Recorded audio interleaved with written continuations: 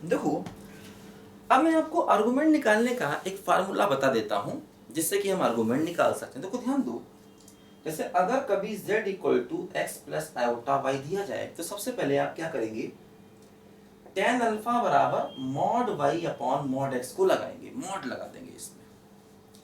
इससे अल्फा एक एंगल निकलेगा 0 और 90 के बीच में हमेशा, है ना। फर्स्ट क्वाड्रेंट में इससे एक एंगल निकलेगा। अब देखो, अगर आपका x और y दोनों पॉजिटिव है तो मतलब पॉजिटिव पॉजिटिव है तो कॉम्प्लेक्स नंबर फर्स्ट में जाएगा। कॉम्प्लेक्स नंबर मतलब अगर x भी पॉजिटिव है और y भी पॉजिटिव है तो कॉम्प्लेक्स नंबर फर्स्ट में जाएगा। फर्स्ट में जाएगा तो जो हमारा आर्गुमेंट है वो इसी अल्फा के ही बराबर रहेगा, है। यहाँ पर आर्गुमेंट अल्फा ही रहेगा, ठीक। अगर मान लो x निगेटिव है और y पॉजिटिव है, निगेटिव पॉजिटिव, है ना। अगर मान लो x है निगेटिव और y है पॉजिटिव तो ऐसे में कॉम्प्लेक्स नंबर सेकंड में जाएगा। और कॉम्प्लेक्स नंबर सेकंड में जाएगा तो देखो जो हमारा आर्गुमेंट होगा वो हो जाएगा 180 माइनस अल्फा, है ना। यहाँ पर आर्गुमेंट अल्फा रहेगा और यहाँ पर आर्गुमेंट 180 माइनस अल्फा हो जाएगा, ठीक है।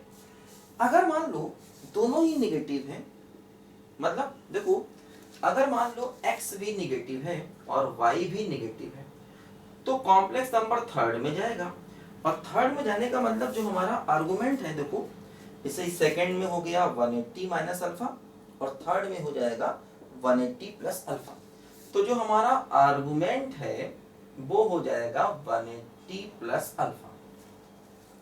और अगर पॉजिटिव नेगेटिव हुआ मतलब फोर्थ में आ गया, यानी कि देखो x हो गया पॉजिटिव और y हो गया नेगेटिव तो ये फोर्थ में आ गया। और फोर्थ में आने का मतलब जो हमारा आर्गुमेंट है वो 360 माइनस अल्फा हो जाएगा। तो यहाँ पर देखो जो हमारा आर्गुमेंट होगा वो 360 माइनस अल्फा हो जाएगा, ध्यान दो। तो मतलब इनको हम शॉर्टकट फार्मूले कह सकते हैं कि भाई ये अल्फा सेकंड में आया, फिर भी आपको देखना तो पड़ेगा ये कौन से क्वाड्रेंट में जा रहा है ना। और अगर एक्स वाई 0 हो गया तो समस्या।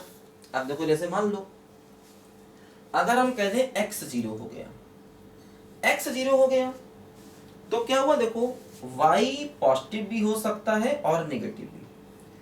अगर x 0 हो गया y पॉजिटिव हो गया तो ये पॉइंट ऊपर चला जाएगा तो आर्गुमेंट 90 हो जाएगा, है ना।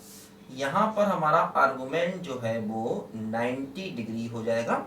और अगर x 0 है y नेगेटिव तो पॉइंट नीचे आएगा। ऐसे केस में हमारा आर्गुमेंट जो है वो -90 डिग्री हो जाएगा, ठीक। इसी प्रकार अगर मान लो मैंने y 0 ले लिया तो x के दो केस होंगे, x पॉजिटिव और देखो x नेगेटिव, ठीक है।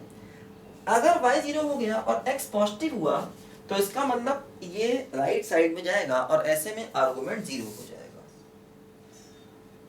ठीक है। और अगर x नेगेटिव हुआ तो ऐसे में आर्गुमेंट हमारा 180 डिग्री हो जाएगा। अब हाँ देखो एक पॉसिबिलिटी ये निकलती है कि x और y दोनों ही 0 हो जाए, इसका मतलब हम z इक्वल टू 0 की बात कर रहे हैं। अब देखो अगर z इक्वल टू 0 है तो इसका मॉडुलस तो 0 ही होगा, लेकिन ध्यान देना अब यहाँ पर tan थीटा का फार्मूला लगाओगे तो 0/0 मतलब अनडिफाइंड हो जाएगा। तो इस केस में हम कहेंगे इसका आर्गुमेंट जो है वो नॉट डिफाइंड है, ध्यान देना नॉट डिफाइंड।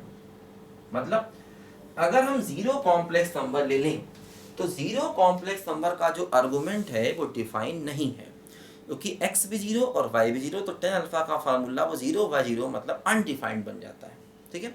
तो इसीलिए अगर हम 0 कॉम्प्लेक्स नंबर लेंगे तो 0 कॉम्प्लेक्स नंबर का आर्गुमेंट नॉट डिफाइंड कहा जाएगा, इस बात को याद कर लो, ठीक है।